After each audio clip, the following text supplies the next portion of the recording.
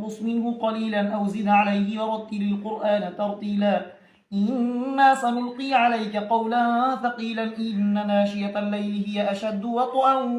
وأقوم قيلا إن لك في النهار سبحا طويلا واذكر اسم ربك وتبتل إليه تبتيلا رب المشرق والمغرب لا إله إلا هو فاتخذه وكيلا فاصبر على ما يقولون واهجرهم هجرا جميلا وذرني والمكذبين أولي النعمة ومهلهم قليلا إن لدينا أنكالا وجحيما وطعاما ذا غصة وعذابا أليما يوم ترجف الأرض والجبال وكانت الجبال كثيبا مهيلا إنا أرسلنا إليكم رسولا شاهدا عليكم كما أرسلنا إلى فرعون رسولا فعصى فرعون الرسول فأخذناه أخذا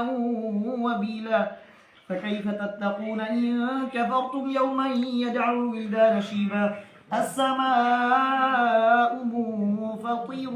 به كان وعده مفعولا إن هذه تذكرة فمن شاء اتخذ إلى ربه سبيلا إن ربك يعلم أنك تقوم أدنى من ثلثي الليل ونصفه وثلثه وطائفة من الذين معك والله يقدر الليل والنهار علم أن لا تحصوا فتاب عليكم فاقرؤوا ما تيسر من القرآن علم أن سيكون منكم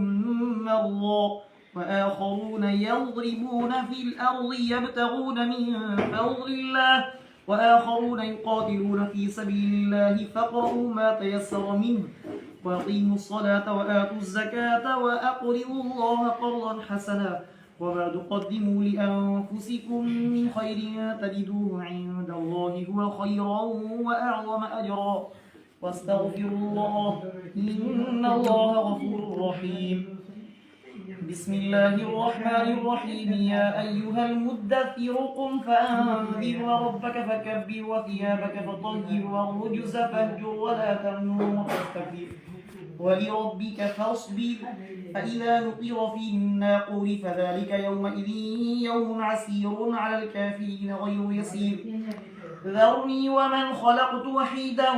وجعلت له مالا ممدودا وبنين شهودا ومهدت له تمهيدا